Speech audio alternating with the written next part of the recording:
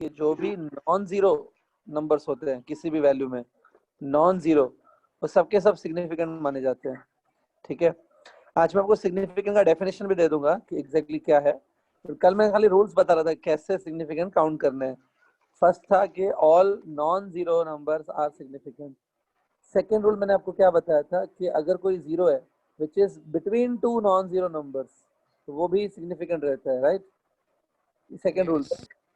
Then हमारा third rule जो चल रहा था वो ये था कि अगर कोई जीरो डेसिमल के राइट साइड है, डेसिमल के राइट साइड, जैसे अगर कोई नंबर है ऐसे 23.00, तो मैंने कहा था कि मैथ्स के हिसाब से जाएंगे तो आपको लगेगा ये दोनों जीरो हम लोग निकाल सकते हैं, तो वैल्यू कोई चेंज नहीं होगी। लेकिन मैंने कहा था यहाँ पे ये जो दोनों जीरोस हैं वो सिग्निफिकेंट है। क्यों? क्योंकि आपको बता रहे हैं कि जो आपकी मशीन है वो डेसिमल के बाद अप टू 2 प्लेसेस तक आंसर देती है, राइट? ऐसा कुछ बताया था। तो these zeros indicates accuracy of the machine। क्या होता है, मैंने कल बताया था कि डेसिमल के बाद अगर ये 2 प्लेसेस तक जा रहा है तो सबसे लास्ट वाला जो प्लेस है ना वो श्योर नहीं होता है। आज मैं एक्सप्लेन करता हूँ। सबसे लास्ट वाला डिजिट श्योर नहीं होता है, इट इज अनसर्टेन डिजिट, और उससे जो पहला वाला डिजिट है वो श्योर होता है, वो सर्टेन होता है। ये हर मशीन ऐसा ही करती है। ठीक है, तो अगर कोई मशीन एक लास्ट डिजिट अनसर्टेन होता है लेकिन एक अनसर्टेन डिजिट हमेशा आती ही है। ये दोनों जीरोस है ना, काम क्या है यहाँ पे, ये दोनों जीरोस बता रहे हैं कि मशीन डेसिमल के बाद अप टू 2 प्लेसेस तक आंसर दे सकती है।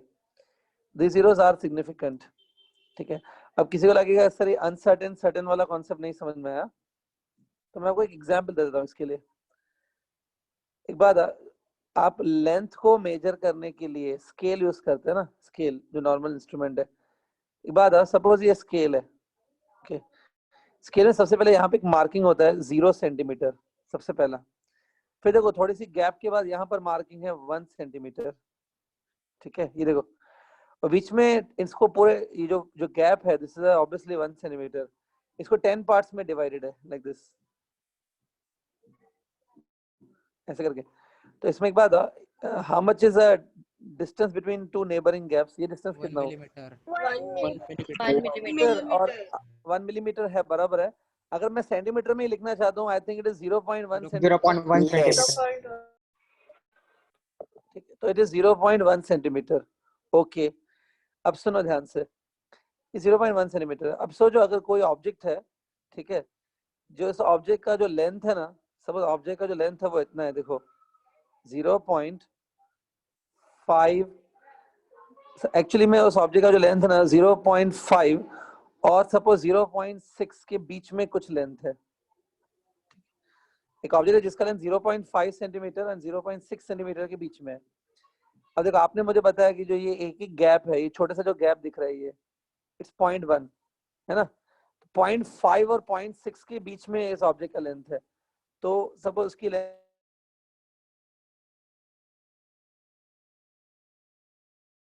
स्क्रीन फ्रीज हो गया सर। सर स्क्रीन फ्रीज हो गई।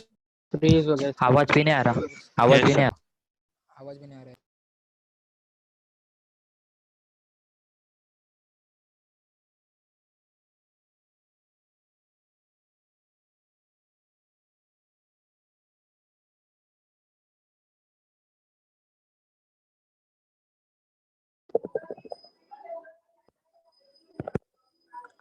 ओके, सॉरी स्टूडेंट, सॉरी, एक छोटा सा, हाँ अभी दिख रहा है स्क्रीन और वॉइस क्लियर है? Yes sir. यस। यस। हाँ, सो आई वाज सेइंग कि सपोज कोई ऑब्जेक्ट है, उसका लेंथ है ना 0.5 और 0.6 के बीच का उसका कुछ लेंथ है।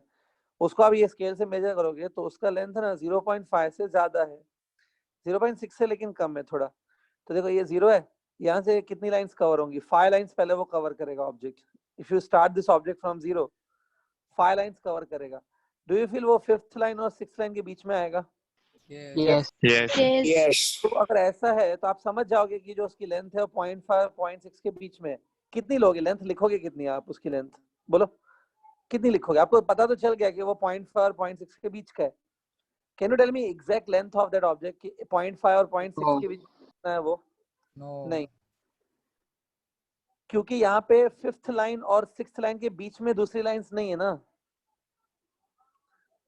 तो इसमें कहता है क्या बोलूंगा मैं, उसकी लेंथ हमें अप्रोक्सीमेटली ऐसे लिखूंगा 0.5 से बड़ा है, 0.6 से छोटा है वो, तो मैं उसकी लेंथ अप्रोक्सीमेटली क्या लगता है 0.55 नहीं लिखूंगा?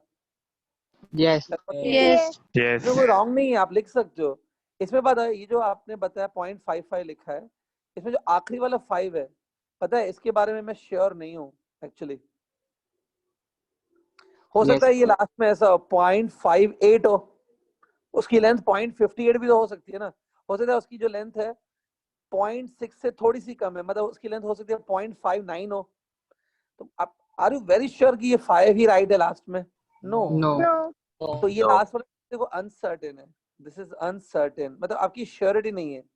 अच्छा, लेकिन इसकी जो लेंथ है ना वो 0.5 और 0.6 के बीच में आई थी, मतलब 0.6 से तो वो कम ही है। तो डू यू फील उससे पहले जो ये 5 है, पहले वाला जो 5 है ये, वो श्योर है कि उसमें भी आपको डाउट है? Yes. Yes. Sure है. तो देखो मैंने वही बताया ना, एक डिजिट श्योर होती है, उसकी आखिरी वाली डिजिट हमेशा अनसर्टेन होती है। तो अभी आपको डाउट भी उठ सकता है कि अनसर्टेन डिजिट को क्यों लेते हैं, मत लो। प्रॉब्लम ये है कि अगर आप अनसर्टेन डिजिट नहीं लोगे ना, ये अनसर्टेन डिजिट इसलिए आती है क्योंकि एवरी इंस्ट्रूमेंट इज लिमिटेड। कोई भी इंस्ट्रूमेंट एग्जैक्ट नहीं बता सकता है, कुछ ना कुछ लिमिटेशन हर इंस्ट्रूमेंट की रहती है। लास्ट का डिजिट अनसर्टेन है नो डाउट, पर आप इसको अगर हटा दोगे ना, सब आप नहीं लिखेंगे, खाली 0.5 लिखेंगे, वो रॉन्ग है क्योंकि इसका लेंथ 0.5 से तो ज्यादा है। इसलिए एक डिजिट अनसर्टेन ऐड की जाती है, we have to add one digit uncertain, ठीक है, एक अनसर्टेन लास्ट वाली रहती है। तो एक बात, ये जो अपने सपोज मशीन में एक रीडिंग आया 23.00, डेफिनेटली लास्ट वाला जीरो जो है ना वो अनसर्टेन होगा, उससे पहले वाला जो जीरो है it will be certain, but ये दोनों हम लोग इंक्लूड करेंगे। तो ये थर्ड रूल आपका ये है, the zeros to the right side of the decimal are taken as what, significant.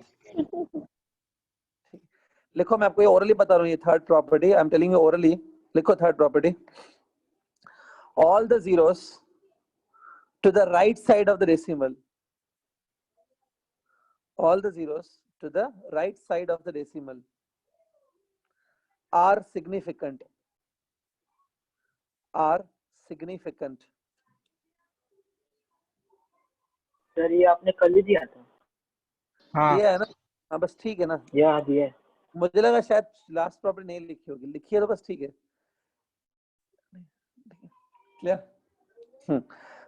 ठीक है, अब मैं अब चौथे रूल की तरफ बढ़ रहा हूँ student, going to the fourth rule of finding significant figures. Suppose ऐसा नंबर दिया हुआ है 00.34, ऐसा नंबर है सपोज। अब देखो आप मैथ्स के पॉइंट ऑफ व्यू जाएंगे, मैथ्स के पॉइंट ऑफ व्यू से तो ये दोनों जीरोस हम लोग निकाल सकते हैं कि नहीं निकाल सकते? No. No. मैथ्स के पॉइंट ऑफ नहीं निकाल सकते। No. अच्छा, मतलब अगर आप 0.34 को अगर आप ऐसे लिखोगे 0.34, एक जीरो निकाल सकते. हाँ सर, एक जीरो निकाल 0.34 सकते लिख हैं. सकते हैं. अच्छा दूसरा देखो बेटा, ये इसको भी निकाल सकते हो, सीधा डेसिमल दिया तो भी समझ में आ जाता है, वही चीज है। दोनों जीरो निकाल सकते हैं एक्चुअली, जीरोस का कोई इंपॉर्टेंस नहीं होता है ये जीरोस का। वो डेसिमल से समझ आता है क्या फिर? लिसन लिसन, ये जीरोस यूजुअली इतने इंपॉर्टेंट नहीं होते हैं, आप निकालोगे भी तो डेसिमल से कुछ प्रॉब्लम नहीं होगा, डेसिमल 0.34 ही रहेगा ये। मैथ्स के अकॉर्डिंग चलो ठीक है, एक जीरो आप निकाल सकते हो, लेकिन अकॉर्डिंग टू फिजिक्स ये दोनों जीरोस नॉन सिग्निफिकेंट है। The zeros which are present on the left side of the decimal, these zeros are non significant. मैं ये जो एग्जांपल मैंने लिखा है इसमें मैं बोलूंगा खाली दो ही सिग्निफिकेंट फिगर्स हैं, एक है 3 और एक है 4। ये zeros are not significant, these zeros are not significant, ठीक है, ये zeros कुछ सिग्निफिकेंट नहीं है, इतना ही है, ठीक है। चलो एक लास्ट रूल और बता देता हूँ, अगर ऐसा नंबर है सपोज जिसमें एक ऐसा नंबर है जिसमें डेसिमल ही नहीं है, तो ऐसा है, तो एक्चुअली में डेसिमल एक्चुअली दिख तो नहीं रहा है कहीं पे, is it a decimal must be after the last zero? Yes. Yes. ये सपोज नंबर है, इसमें ना ये आखिरी वाला जो जीरो है वो सिग्निफिकेंट नहीं माना जाता है, क्योंकि मैं इस नंबर को ऐसे करके लिख सकता हूँ 203 into 10⁻1 करके। और इस जीरो को हटाने से ऐसा भी कुछ नहीं है कि मुझे मशीन का एक्यूरेसी या मशीन कितने डिजिट्स तक जाता है वो कुछ मिस हो जाएगा, ऐसा कोई इन्फॉर्मेशन मिस हो जाएगी, ऐसा कुछ नहीं है। ये जीरो हटाया जा सकता है, इसको 10⁻1 करके डाला जा सकता है। This zero is removable. Manchurian answer. हाँ, ये जीरो रिमूवेबल है, इसको 10⁻1 करके लिख देंगे तो कुछ प्रॉब्लम नहीं है। ये 3 जीरो रहेंगे। अगर सपोज नंबर ऐसा है 20300, तो इसको ऐसे लिख सकते हैं 203 into 3 into 10⁻²। ये जो जीरोस है ना, जो डेसिमल आपको नहीं दिख रहा है, ये जो जीरोस है वो काउंट नहीं किए जाते। ठीक है, तो इसको आप कैसे लिखोगे मैं बताता हूँ। पहले आपने फोर्थ रूल लिखा क्या? ये zeros to the left of the decimal are not significant। ये लिखो पहले, zeros to the left of decimal are not significant। ये zeros काम के नहीं होते। भले ये एग्जाम्पल लिख दो, एग्जाम्पल ऐसे लिखो, for example in this number, ये जो नंबर आपको दिख रही है, statement in this number there are only 2 significant figures इसमें। ठीक है, फिफ्थ जो रूल मैंने आपको बताया, अगर डेसिमल है ही नहीं तो उसमें जो ये लास्ट के जीरोस हैं वो सिग्निफिकेंट नहीं होते। तो इसको कैसे लिखेंगे मैं बताता हूँ। Write down, in any number, in any number that the zeros present on the extreme right, in any number the zeros present on the extreme right are not significant। Zeros present on the extreme right are not significant। इसका example लिख दो। For example in the number 2030, ये number है 2030, उसमें मैंने जैसे बताया आखिरी का जो जीरो है वो काम का नहीं है, इट्स नॉट सिग्निफिकेंट, ओनली ये 3 है। जैसे लिखो in the number 2030 only 3 significant figures are there.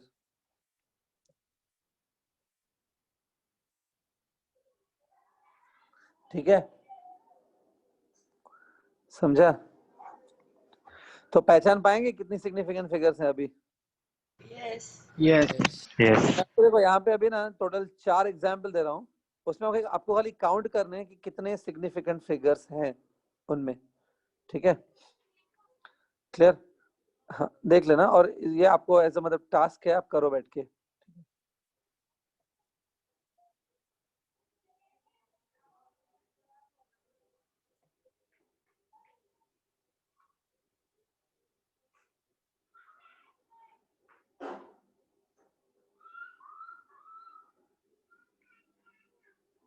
ये चारों आप करो with in, I am giving you 1 minute time, करो आराम से। 5 आराम से करो, टेक 1 मिनट है, 1 मिनट है, कोई आंसर मत दो, 1 मिनट सब लोग करो आराम से।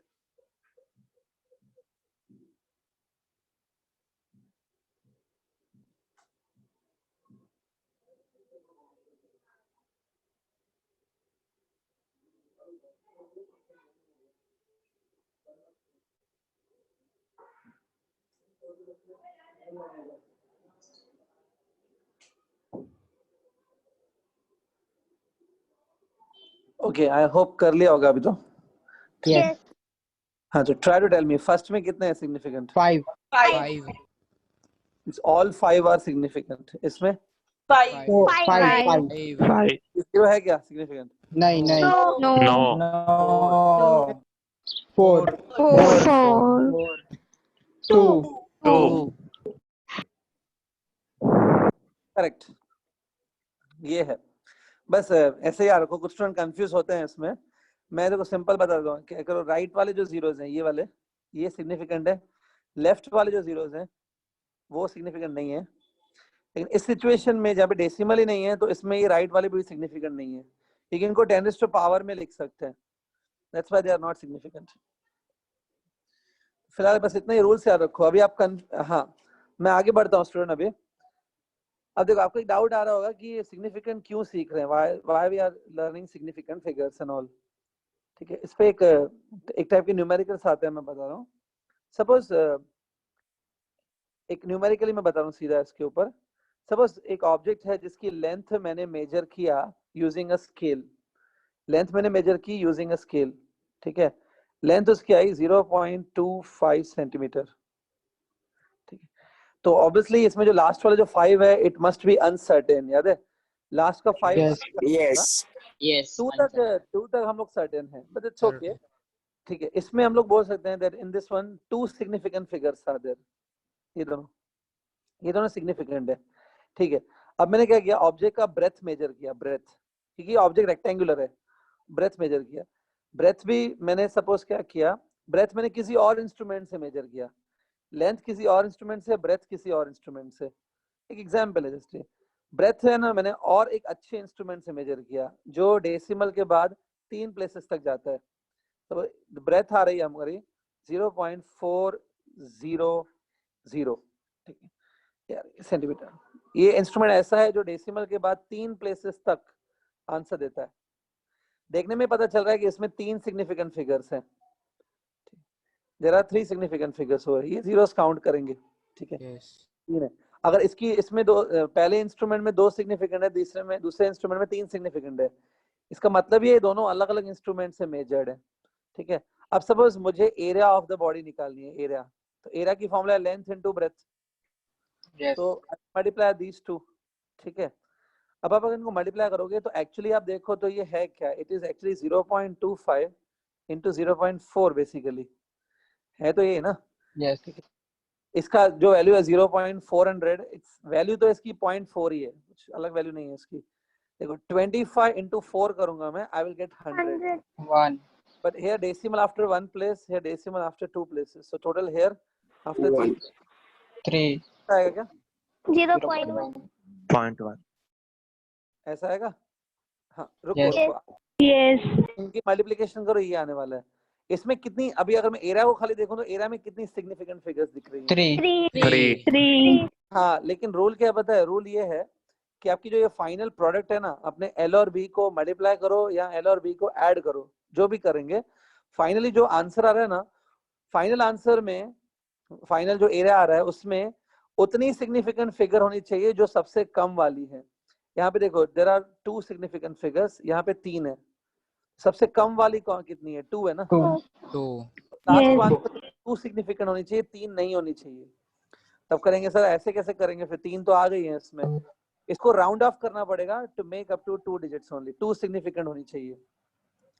राउंड ऑफ कैसे करते हैं आपको मालूम है, वो आपने सीखा ना कि Yes. अगर Yes. Yes. अगर 5 या 5 से आगे का नंबर है तो एक डिजिट आगे वाला बढ़ जाता है, Yes. नंबर 5 का है तो उसको ड्रॉप कर देते हैं, डिजिट से कोई Yes. फर्क नहीं पड़ता। Yes. राउंड ऑफ तो आपको आता होगा। देखो यहाँ पे मैं बता दूं क्या होगा, ये जो नंबर लिखा है ना, इसमें 3 सिग्निफिकेंट फिगर्स हैं, but I want to keep only 2 significant figures, ठीक है। तो मुझे ये जो आखिरी वाला 0 है, ये इसी को ड्रॉप करना पड़ेगा क्योंकि अनसर्टेनिटी होता है, तो ड्रॉप इट। अब ये जो लास्ट में जो 0 लिखा है, since it is lesser than 5, जो 0 है वो तो 5 से लेस होता है, इसलिए कोई फर्क नहीं पड़ेगा, इसको हम लोग सीधा ऐसे लिखेंगे 0.10, इट्स अ फाइनल एरर। अगर एमसीक्यू में ये आ गया, सपोज ये एमसीक्यू में आया और आपने 0.100 को टिक कर दिया, 0.100 को टिक किया तो रॉन्ग मिलेगा, 0.10 ही राइट आंसर है, क्योंकि final answer should contain the same number of significant figure as that of least significant figure. इन दोनों में से जितनी लीस्ट है ना उतनी इसमें होनी चाहिए फाइनली। उसका रीजन एक्चुअली सिंपल है, देखो यहाँ पे 2 सिग्निफिकेंट फिगर्स हैं, ठीक है ना, मतलब आप खाली 2 डिजिट्स तक, डेसिमल के बाद 2 डिजिट्स तक आप श्योर हैं, ठीक है। यहाँ पे आप चलो 3 डिजिट्स तक श्योर हैं, इसमें 2 तक ही श्योर हैं, सपोज ये 2 तक ही आपके पास है, फाइनल आंसर में 3 नहीं आ सकती है, it has to be 2 only. ऐसे रूल्स बनाए गए हैं, डिटेल में जाएंगे तो थोड़ा टाइम लगेगा इसको समझाने में, better you just remember this simple rule, the final answer should contain least number of significant figures. भले आप इनको लेंथ और ब्रेथ को ऐड करते हो या भले मल्टीप्लाई करते हो, दोनों में ऐसे ही करना है, समझा क्या। Yes. डिवाइड कर रहे हो, Yes. डिवाइड करो तो भी ये रूल है, डिवाइड करो या मल्टीप्लाई करो या ऐड करो या सबट्रैक्ट करो, ये रूल है, ठीक है। तो इसके ऊपर न्यूमेरिकल्स आपको मिलेंगे डेफिनेटली, ठीक है। तो मैं आपको एक छोटा सा न्यूमेरिकल देता हूँ, उसमें आप खुद ट्राई करो ये करने का, ओके।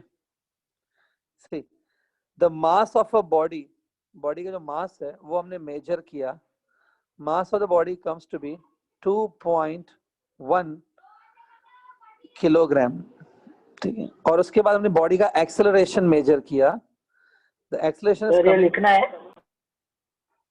ये ये नेक्स्ट लिखना है क्वेश्चन, सर। मास 2.1 किलोग्राम है और acceleration of the body is also measured, acceleration comes to be 10.200 kg, sorry, meter per second square, 10.200 meter per second square. You have to find out the force up to appropriate number of significant figures. Force find करना है, easy है, कर सकते हो I think. बताओ force कितना होगा?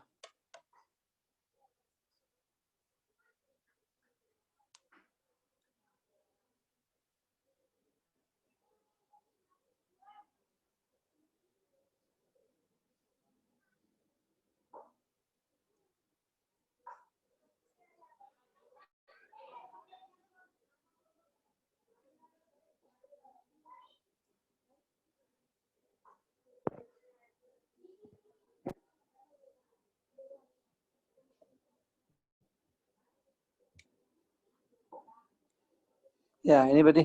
How much will be force? 21. 21.4 Newton. Joule. 21.4.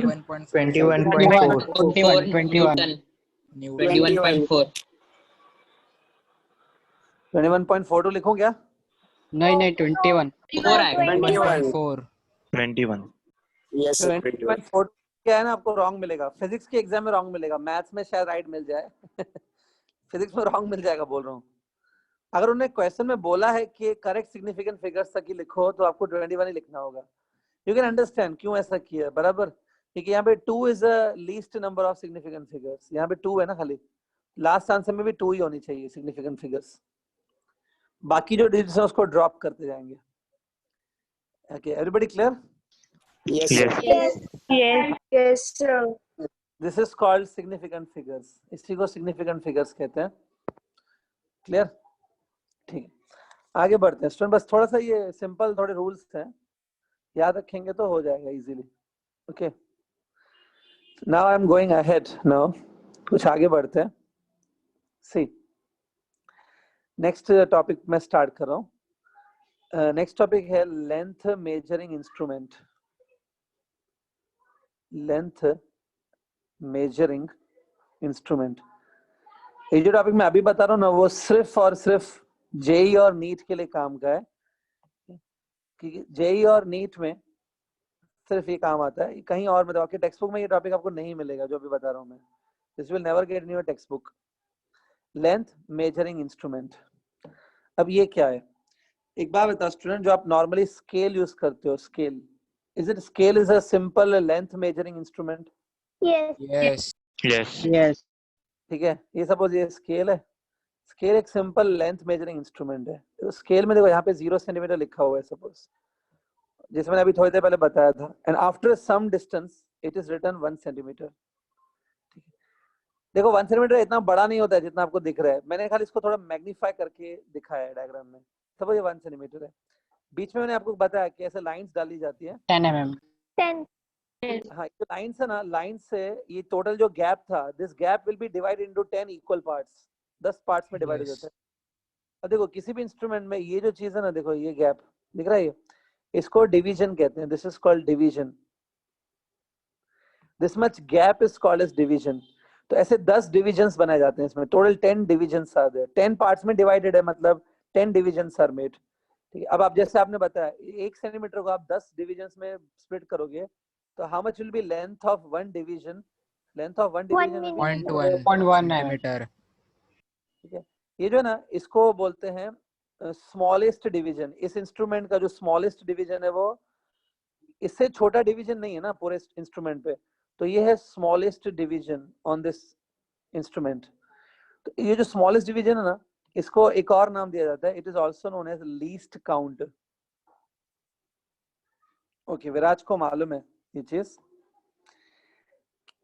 अच्छा, विराज कुछ वीडियोस देखेंगे पहले ही यूट्यूब पे?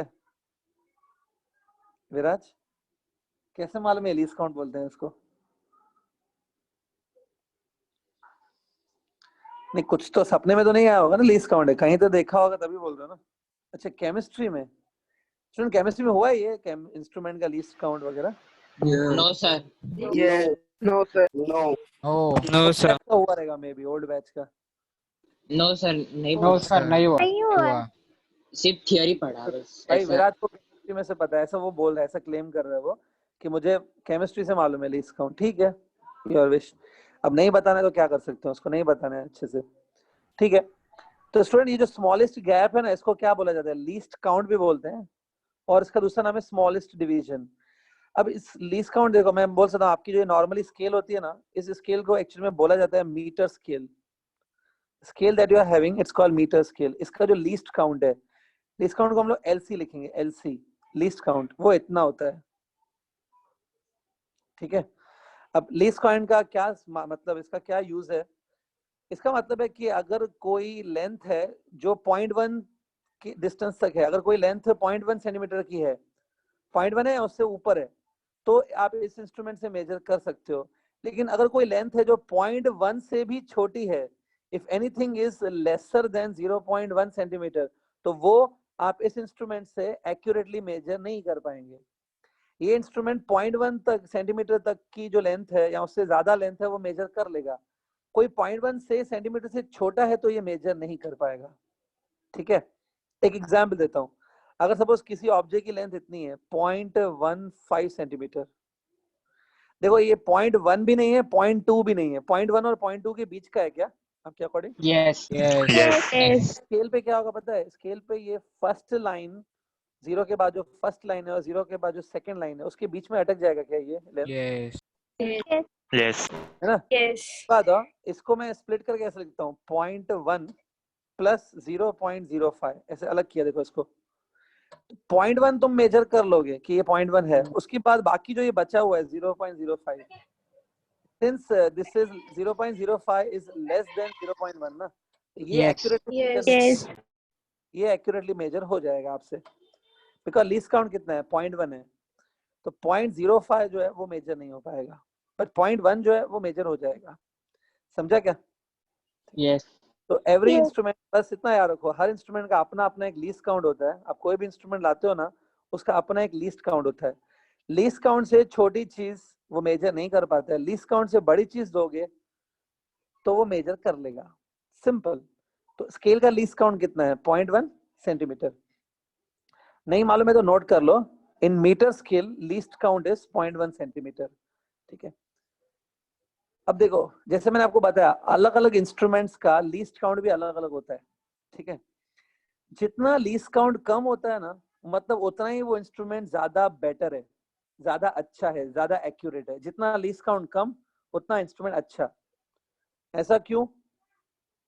सपोज अभी आपने बोला least count of the scale is how much? 0.1 centimetre. Suppose कोई एक दूसरा इमेजिनरी इंस्ट्रूमेंट है जिसका लीस्ट काउंट है 0.001 सेंटीमीटर। देखो काफी छोटा हो गया। इसका मतलब है ये जो इंस्ट्रूमेंट है वो 0.001 सेंटीमीटर जैसी छोटी लेंथ को भी मेजर कर लेगा, इससे और कम को वो मेजर नहीं कर पाएगा। बराबर? यस तो ये अच्छी बात है ना कि वो 0.001 तक भी मेजर कर लेगा, तो अच्छी बात है, बहुत छोटी लेंथ भी वो मेजर कर लेगा। तो जितना लीस्ट काउंट नीचे जाता है ना, मतलब वो उतना इंस्ट्रूमेंट और छोटी चीजें मेजर कर सकता है। It is better always. ठीक है, ओके, सो क्लियर? ये लिख दिया कि मीटर स्केल का लीस्ट काउंट 0.1 सेंटीमीटर है। Yes Yes. चलो आगे बढ़ते हैं स्टूडेंट। अब ऐसे आपको तो एक स्केल ही मालूम है, you know only one object, scale जो लेंथ मेजर करता है। लेकिन फिजिक्स में या हमारे जो टेक्निकल सब्जेक्ट्स होते हैं इंजीनियरिंग वगैरह में, कुछ और इंस्ट्रूमेंट्स भी आते हैं जो लेंथ मेजर करने के लिए यूज होते हैं। ठीक है, सपोज आपको एक बॉल का डायमीटर मेजर करना है, you want to measure the diameter of a ball, तो वो स्केल से आई थिंक अच्छे से मेजर नहीं हो पाएगा। अच्छा, मनाली चौहान को मालूम है वर्नियर कैलिपर अभी करने वाले हैं। ठीक है, तो मैं क्या बोल रहा हूँ, इंजीनियरिंग में या साइंस में भी ऐसे एक और इंस्ट्रूमेंट्स आते हैं कुछ, जिससे हम लोग लेंथ को मेजर करते हैं। ठीक है, हम लोग आज एक ऐसा इंस्ट्रूमेंट सीखेंगे which is used to measure length. वो इंस्ट्रूमेंट है वर्नियर कैलिपर।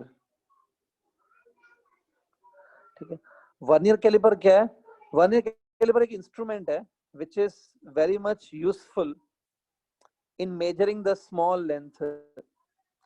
अगर आपको बॉल का डायमीटर निकालना है या कोई पतली सी वायर है, उस पतली सी वायर का थिकनेस निकालना है, छोटी छोटी चीजें मेजर करनी है, तो उसके लिए वर्नियर कैलिपर यूज होता है। Vernier caliper is a length measuring instrument, ठीक है। अब इसमें थोड़ा बता देता हूँ मैं, ये वर्ड है ना vernier, vernier is a name of a scientist. Vernier तो एक साइंटिस्ट का नेम है। कैलिपर मतलब कुछ पकड़ने वाली चीज, जिससे आप किसी को पकड़ते हो, पकड़ने वाली चीज को कैलिपर कहते हैं एक्चुअली, ठीक है। कैलिपर मतलब something which you using which you can hold, ठीक है। वो था ना इसमें टेक्निकल वर्ड्स में प्लायर, पता है प्लायर, पकड़, प्लायर, Yes. वायर को खींचता, हाँ प्लायर, उसकी दूसरा नाम है कैलिपर। कैलिपर मतलब पकड़ने वाली चीज, जिससे आप पकड़ सकते हो किसी को, तो वर्नियर कैलिपर, ठीक है। अब वर्नियर कैलिपर कैसे होता है वो ध्यान से देखो। एक्चुअली में ऑनलाइन ये समझाना बहुत मुश्किल होता है, जब मैं प्रैक्टिकली सामने होता हूँ it is very easy. It's okay, I am trying today. ये टॉपिक तो हो सकता है थोड़ा सा कंफ्यूज हो आप, देखते हैं, I will try my best. Vernier calliper क्या होता है? Vernier calliper consist of this long scale, एक लंबी स्केल होती है, 15 सेंटीमीटर लॉन्ग स्केल होती है। यहाँ पे सब लिखा हुआ है 15 सेंटीमीटर, ऑब्वियसली यहाँ पे कहीं पे लिखा होगा 0 सेंटीमीटर। ये बिल्कुल वैसी स्केल है जैसे आपकी नॉर्मल स्केल होती है, मीटर स्केल, ठीक है। खाली इसमें एक थोड़ा सा फर्क होता है, यहाँ पे ये ऐसे होता है, ऐसा।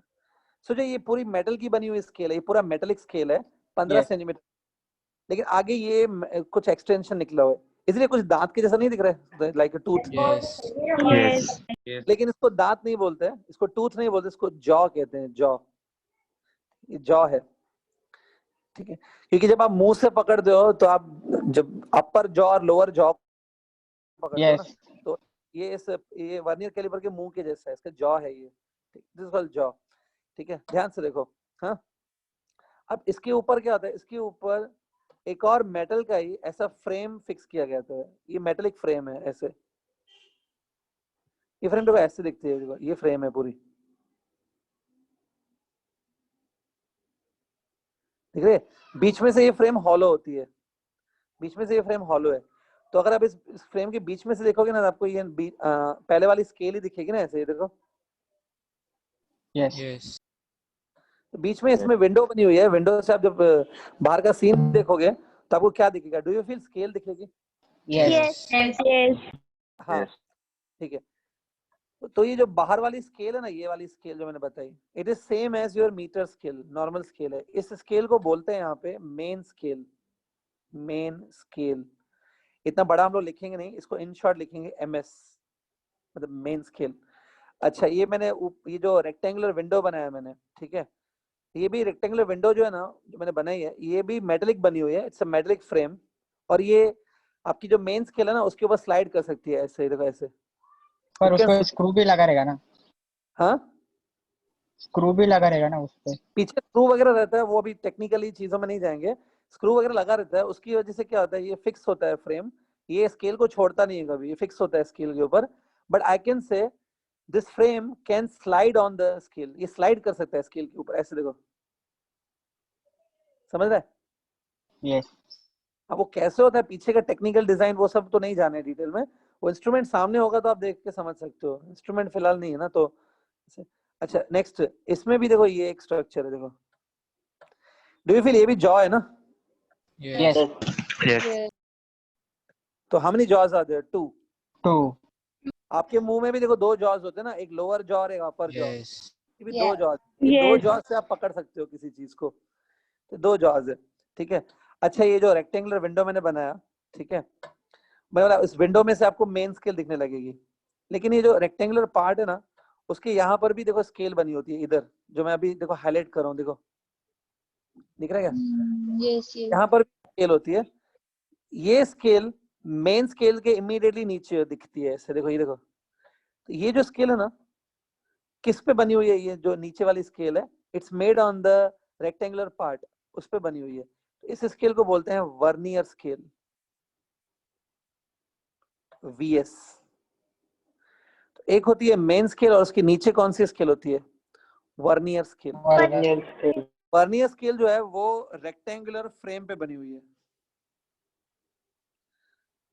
हाँ अंकित, अंकित बोल रहा है सर गूगल इमेजेस पे ये सब अवेलेबल है। डोंट वरी, मैं आपको कुछ रिसोर्सेज बता दूंगा। आपको इमेजेस नहीं देखनी है, मैं आपको ये भी दिखा सकता हूँ, वीडियो पूरा इसके ऊपर एनिमेटेड। Don't worry. देखना है क्या एनिमेटेड वीडियो इसके ऊपर?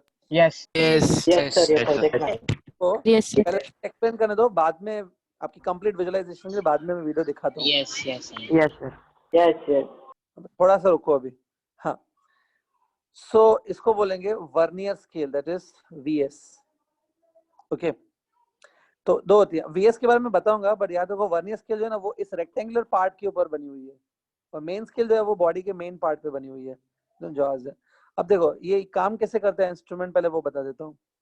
स्टार्टिंग में क्या होता है कि जब आप इस इंस्ट्रूमेंट को यूज नहीं कर रहे हो, when you are not using this instrument, तो दोनों जॉज बंद हो जाते हैं, दीज जॉज आर क्लोज्ड। दोनों जॉज एक दूसरे को टच करने लगते हैं, ऐसे ऐसे दोनों जॉज क्लोज हो जाते हैं। अच्छा, दोनों जॉज के क्लोज होने से क्या होगा, देखो ध्यान से, दोनों जॉज क्लोज हो जाते हैं। और देखो यहाँ पे आप देखोगे तो ऊपर मेन स्केल है ना, मेन स्केल का 0 सेंटीमीटर होता है ऐसे, और इसके नीचे कौन सी स्केल है, वर्नियर स्केल है इसके नीचे। वर्नियर स्केल पे भी पहला पहला जो लाइन होता है, वर्नियर स्केल पे भी जो फर्स्ट लाइन होती है उसको 0 ही बोलते हैं। तो वर्नियर स्केल का 0 और मेन स्केल का जो 0 है वो आपस में से कोइंसाइड होते हैं। When the 0 of the main scale and the 0 of the vernier scale are matching, they are coinciding, तो तब होता है जब ये दोनों जॉस क्लोज होते हैं, मतलब ये इंस्ट्रूमेंट अभी क्लोज्ड है, रीडिंग जो है वो 0 है। ठीक है, ओके। अब मैं मेन स्केल और वर्नियर स्केल के बारे में थोड़ा समझा देता हूँ आपको। सी, ये सपोज मेन स्केल है, मेन स्केल में क्या 0 सेंटीमीटर लिखा होता है, यहाँ पे सपोज लिखा है 1 सेंटीमीटर। बीच में कितने डिविजन्स बनेंगे, 10 10. डिवीजन। ये देखो, ये एक डिवीजन हो गया, ये देखो एक डिवीजन, ये 2 डिविजन्स बन गए अभी तक, ये 3 divisions, 4 divisions, 5 divisions, 6 divisions, 7 8 divisions, 9 और 10 डिविजन्स। अभी 10 हो गए, देखो काउंट करो, 1 2 3 4 5 6 7 8, ये 9 है सपोज, और ये लास्ट वाला 10 दिख रहा है, 10 डिविजन्स। इसमें देखो Yes.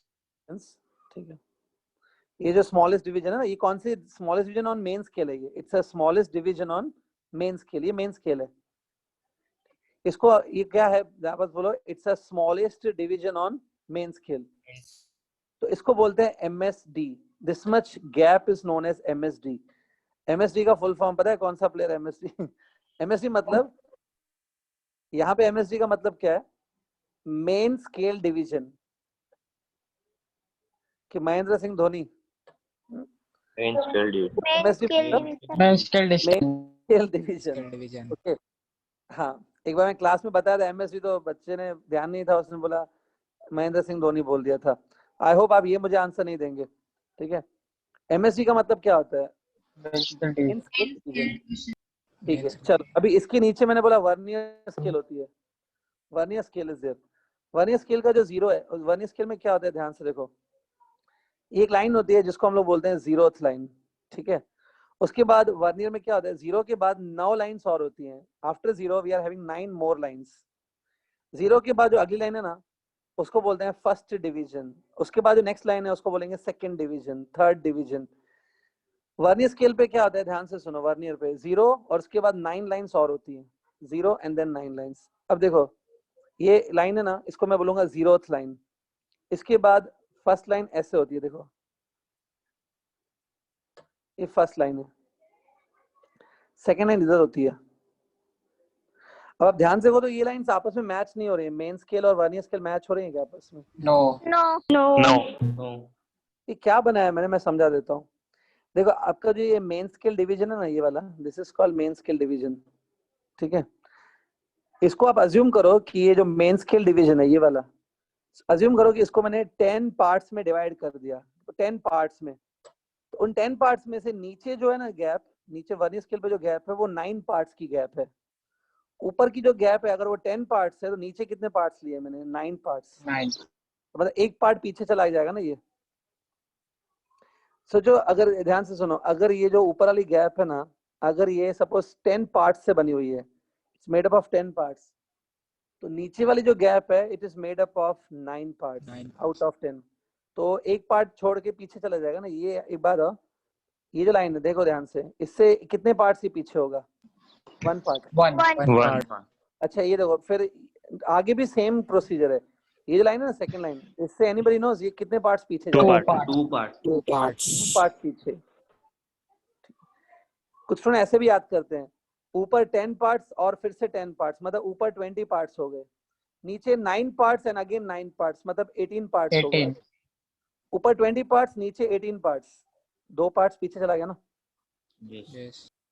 हाँ अच्छा ये देखो ये थर्ड लाइन है, टोटल 30 पार्ट्स हो गए, इससे कितने पीछे हो गए ये? 3 parts. 3 parts. तो वर्नियर स्केल की जो थर्ड लाइन होती है ना वो मेन स्केल से 3 पार्ट्स पीछे होती है। वर्नियर स्केल की जो चौथी लाइन होगी ना 4 parts पीछे. 4 part. 4 पार्ट्स पीछे जाएगी। वर्नियर स्केल की जो 5 fifth part. line होगी 5 parts. बाद अब मैंने कहा था ऊपर आप टोटल 10 पार्ट्स में डिवाइड करो, 10 में से आपने बोला 5 पार्ट्स पीछे, इसलिए मिडिल में आएगी क्या दोनों? Yes. Middle. समझ में आ रहा है बच्चे? Yes. जिनका ध्यान है ना उनको डेफिनेटली समझ में आ गया होगा, बट अगर आप सिर्फ ऐसे फॉर्मेलिटी के लिए बैठे हो देन डिफिकल्टी हो रही होगी। प्लीज थोड़ा ध्यान दो। ये देखो ये 5th लाइन के बाद वर्नियर 6th लाइन आएगी, ये 6 parts. 6 part. Parts away, 7 parts behind. 7 part 7 parts. 7 parts पीछे. 8 parts. पीछे.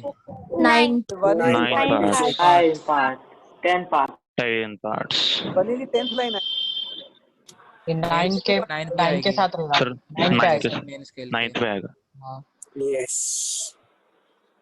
10 पार्ट्स पीछे मतलब वो इस पे आ जाएगी ना, कोइंसाइड हो जाएगी इसके साथ। Yes. अब जिनको कंफ्यूजन हो रहा है आपको आराम से मैं समझाऊंगा, ये डोंट वरी, ये मेन इंपॉर्टेंट चीज है जो आपको समझनी है। देखो अभी मैंने कहा था इस गैप को तो मैंने बोला एमएसडी बोलते हैं, मेन स्केल डिवीजन।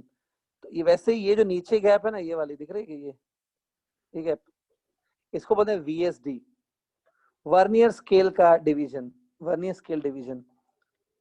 ठीक है, ये अपनी बात है, ये आपने बोला जो 9th लाइन होगी वो 9 पार्ट्स पीछे होगी, फिर 10th लाइन कितने पार्ट्स पीछे? 10th पार्ट पीछे।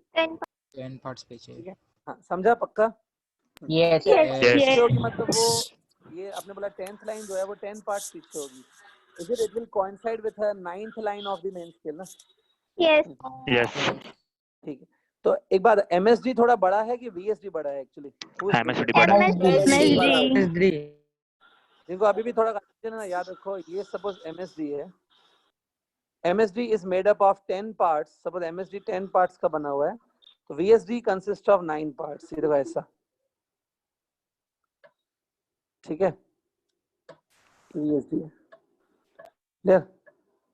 अब इस इंस्ट्रूमेंट को यूज करके ध्यान से सुनो, इस इंस्ट्रूमेंट को यूज करके जो सबसे छोटी लेंथ में मेजर कर सकता हूँ ना, इस इंस्ट्रूमेंट को यूज करके जो सबसे छोटी लेंथ हम लोग मेजर कर सकते हैं उसको लीस्ट काउंट कहते हैं, that length is called least count. तो यहाँ पे देखो एमएसडी से छोटा वीएसडी है, ठीक है, लेकिन वीएसडी से भी छोटा एक गैप है, ये वाली गैप देखो, ये गैप भी देखो विजिबल तो है, ये 10 पार्ट्स 9 पार्ट्स की गैप विजिबल तो है ना ये। Yes. ये जो गैप Yes. ये सबसे छोटी गैप है between two lines which you can see also and which you can measure also. मैं आपको बताऊंगा इसको कैसे मेजर करेंगे, बट ये सबसे छोटी गैप है जो इस 0.01. हो सकती है। ये गैप को ही बोलते हैं least count of this vernier caliper. ये गैप है ना, हम लोग कैलकुलेट करेंगे, that gap is called as least count. तो एक बात लॉजिकली लीस्ट काउंट आप कैसे निकालोगे? Is it MSD minus VSD कर दूं क्या? Yes. लीस्ट काउंट की यहाँ पे फॉर्मूला ऐसे बनती है 1 एमएसडी माइनस 1 वीएसडी। ठीक है, मैं आपको बताऊंगा ये कैसे मेजर करते हैं, बट ये स्मॉलेस्ट गैप जो है ना बिटवीन एमएसडी एंड वीएसडी, जो छोटी सी गैप है, it's a least count of this instrument. तो लीस्ट काउंट की फॉर्मूला आप लिख सकते हो 1 एमएसडी माइनस 1 वीएसडी। ठीक है, अब देखो ये जो एमएसडी है ना, मैंने आपको यहाँ पे बताया था, एमएसडी तो इसको बोलते हैं, do you feel it is 0.1 centimetre? Yes. Yes. ये सब टोटल ऐसा 1 सेंटीमीटर है, उसको 10 पार्ट्स में डिवाइड किया ऊपर, तो पॉइंट 1 MSD इतना होता है 0.1 सेंटीमीटर। ये MSD है, इसको मैं ऐसे करके लिखता हूँ 0.10, तो शायद ज्यादा समझेगा आपको। 0.10 तो MSD में एक बात, अगर MSD 10 पार्ट से बना हुआ है तो VSD कितने पार्ट से बनता है? 0.09 0.09 तो VSD की लेंथ इतनी होगी 0.09। ये 0.10 है तो ये 0.09 होगा, 9 पार्ट से बनेगा। yes कितना आएगा सब्ट्रैक्शन? 0.01 सेंटीमीटर। एक ही यूनिट रखो, सेंटीमीटर में ही चलते रहो, बार बार मिलीमीटर सेंटीमीटर में जाएंगे तो कंफ्यूजन होगा, एक ही रखने का सेंटीमीटर। ये है, this is called least count of the vernier caliper. आपको याद है what is the least count of the metre scale? 0.1 centimetre 0.01।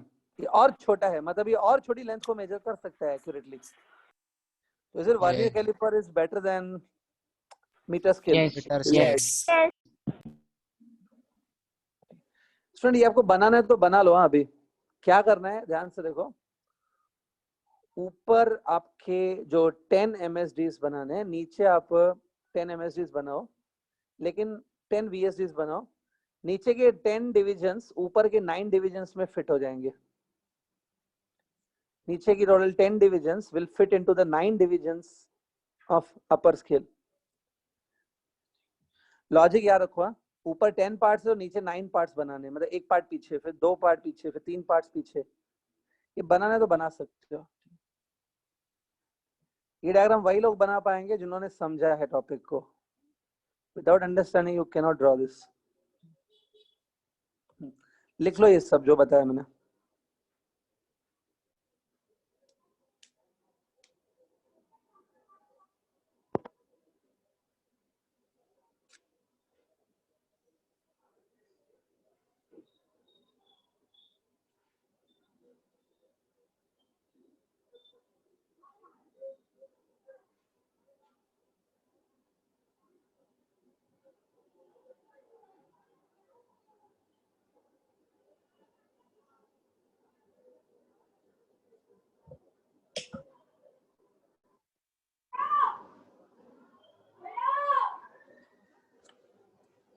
Okay, done with it? No, sir. No. Okay. No, sir. अब मैं आपको बता दूं ये इंस्ट्रूमेंट है ना, काम कैसे करते हैं, मतलब how to take readings and all. बाद में हम लोग इसका एनिमेटेड वीडियो वगैरह देखते हैं, ठीक है। सी अभी इंस्ट्रूमेंट काम कैसे करता है, इसका काम समझाने के लिए मैं आपको एक एग्जांपल लूंगा। एग्जांपल से जल्दी समझ में आ जाएगा कैसे ये काम करता है। देखो सपोज एक बॉल है, ठीक है, जिसका जो डायमीटर है ना, बॉल का डायमीटर, सपोज ऐसे कुछ ले लेते हैं, इसका डायमीटर है 2.22 सेंटीमीटर, ठीक है। ऐसे कुछ भी नंबर आप ले सकते हो। तो देखो अगर आप इसको 2.22 सेंटीमीटर है, ठीक है, ठीक है। अब देखो अगर आप इसको इससे मेजर करोगे, कौन सी आपकी जो नॉर्मल मीटर स्केल होती है, पहले तो मीटर स्केल पे ये बॉल का डायमीटर मेजर नहीं हो पाता है, पहले तो वो बात है। एनी हाउ मेजर भी करेंगे तो आपकी जो नॉर्मल मीटर स्केल होती है उसमें देखो ऐसे 2 सेंटीमीटर लिखा होगा और फिर थोड़ा आगे जाके 3 सेंटीमीटर लिखा होगा। ये बॉल की लेंथ है 2.22 सेंटीमीटर, तो ये 2, उसके बाद ये जो छोटी छोटी लाइंस होती है, 2 के बाद जो अगली लाइन होगी वो 2.1 होगी, उसका जो और अगली लाइन होगी वो 2.2 होगी, 2 होगी और अगली लाइन होगी 2.3। तो इसका लेंथ 2.22 है, तो इसकी लेंथ समवेयर यहाँ पे आके रुक बीच जाएगी। में आएगा ये।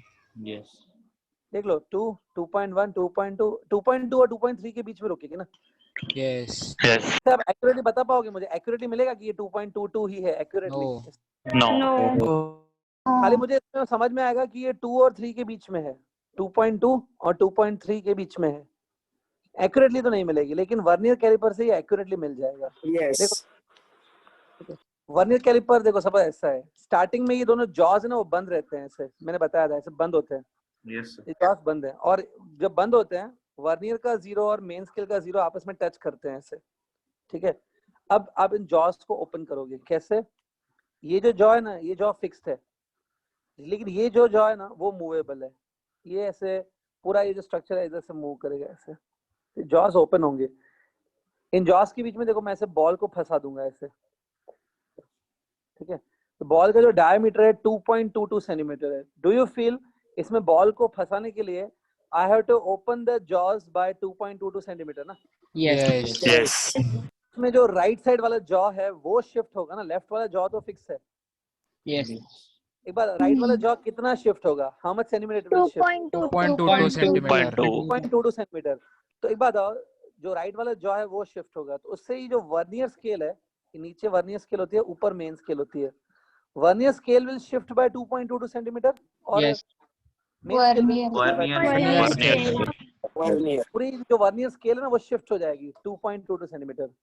वर्नियर स्केल शिफ्ट होगी मतलब वर्नियर का जो जीरो लाइन है, वर्नियर की पहली पहली लाइन को जीरो बोलते हैं, वो जीरो लाइन 0 सेंटीमीटर ऐसे कोइंसाइड थी। This zero will shift by how much? This zero of the vernier 2.22 centimeter. समझा क्या? हाँ Yes. तो देखो, हाँ तो आपको अभी देखो रीडिंग्स कैसे दिखेगी, ध्यान से देखो आपको दिखेगा कैसे। ये सपोज मेन स्केल है, मेन स्केल पे इधर लिखा है 2 सेंटीमीटर, फिर ये है 2.1 है, ये 2.1, फिर ये है 2.2, फिर ये है 2.3, फिर 2.4 होगा, 2.5 होगा, सो ऑन, और कुछ टाइम के बाद आएगा 3 सेंटीमीटर। ये मेन स्केल है सपोज, ठीक है। इसके नीचे होती है वर्नियर स्केल। अब आपने मुझे बताया कि वर्नियर विल शिफ्ट बाय 2.22, 2.22 मतलब ये देखो 2.2 है इधर ना समवेयर, Yes. इधर आएगा वर्नियर का जीरो। थोड़ा सोचो, ऐसे ही दिखेगा, वर्नियर का जीरो इधर आ जाएगा, ठीक है ना, ये आ जाएगा।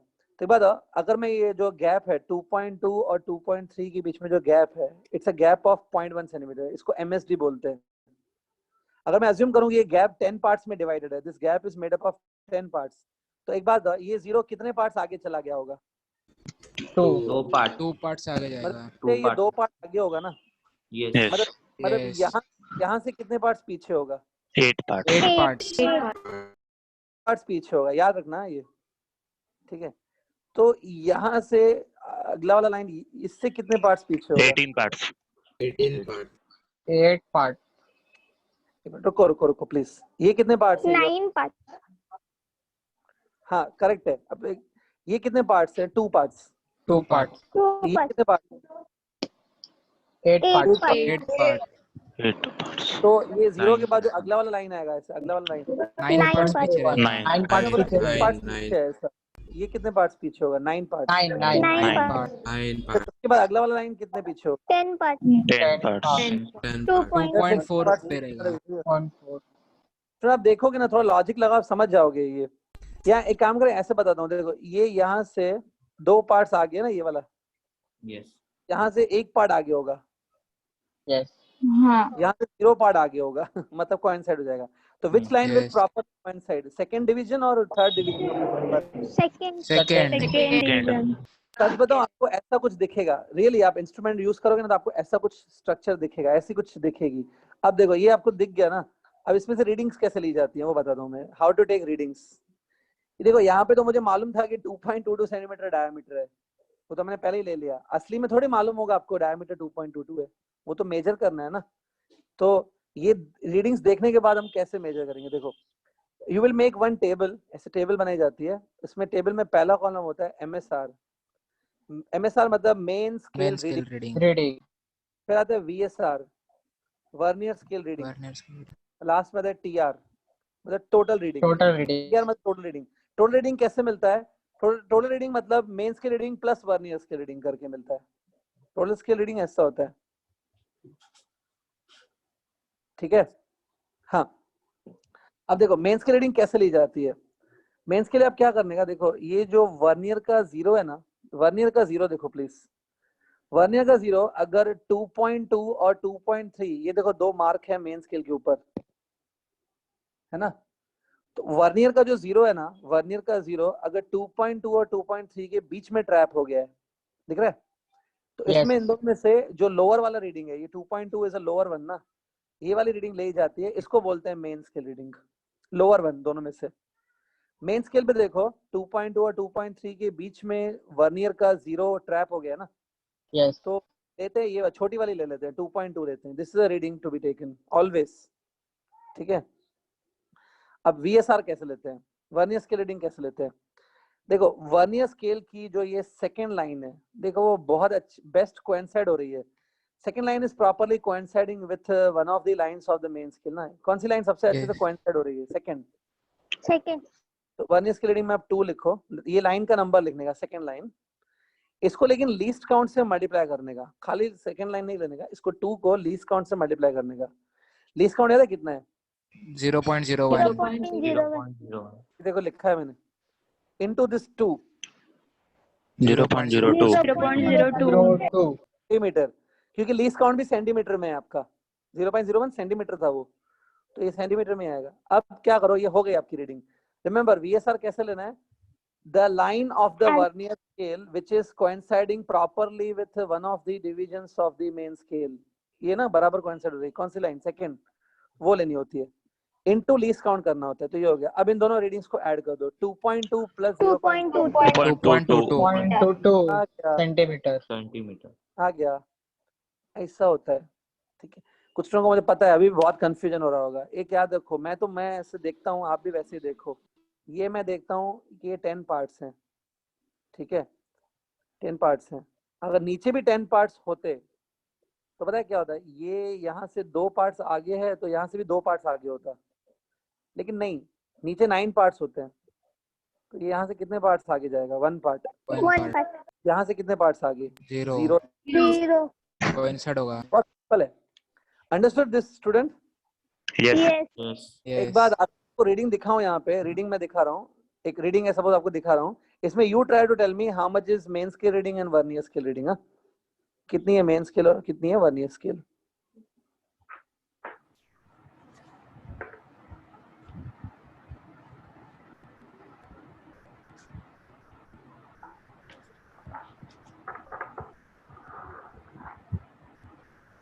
हाँ, थोड़ा सोच के आंसर देना। देखो 4.22 मेन स्केल 4.2। VSR कितनी है? Vernier scale reading 0.02 LC multiply करो ना, LC से मल्टीप्लाई करो। 0.02 व्हाट्स द फाइनल आंसर? 4.22 बराबर। Yes. हाँ, तो ये देखो अभी आप समझ गए कैसे वर्नियर कैलिपर यूज होता है। मुझे मालूम था थोड़ा डिफिकल्ट जाएगा, क्योंकि सामने में अलग होता है, ऑनलाइन थोड़ा अलग हो रहा है। बट आई होप थोड़ा बहुत तो क्लियर है, ऐसा तो नहीं बिल्कुल अनक्लियर है, राइट? Yes. हाँ, बस मैं भी आपको वीडियो का सोर्स बता देता हूँ, वीडियो आप खुद देख लेना, सोर्स मैं बता देता हूँ। ध्यान से सुनो। अभी एक लास्ट चीज, ये आपको याद है कितने जॉज है यहाँ पे? 2 jaws। इसको 4 जॉज होते हैं, overall 4 jaws it has. 2 jaws ऐसे भी होते हैं, देखो ये ऊपर लगा हुआ है, ऊपर एक जॉ है और एक ऐसा। सर फिर इसको पकड़ते भी।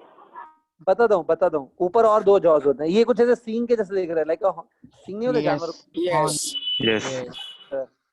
सुनो, अब इसमें आप बोलोगे सर ऊपर भी जॉज नीचे भी जॉज, 2 जॉज क्यों बनाए हैं ऐसे? देखो नीचे के जो जॉज है ना, आप देखो नीचे के जॉज, ये उनकी इनर सरफेसेस आर फ्लैट और outer surfaces are flat. Inner surface. Outer surface देखो कर्वी है क्या? Yes. ऊपर वाले जॉज में क्या है कि inner surfaces are curvy, outer surfaces are flat. इसका रीजनिंग क्या है मैं कल बताऊंगा, कल के लेक्चर में, जब भी नेक्स्ट लेक्चर होगा रीजनिंग में बताऊंगा। अभी टाइम नहीं रहेगा उतना समझाने के लिए, पर रीजन बताऊंगा कि ये क्यों है।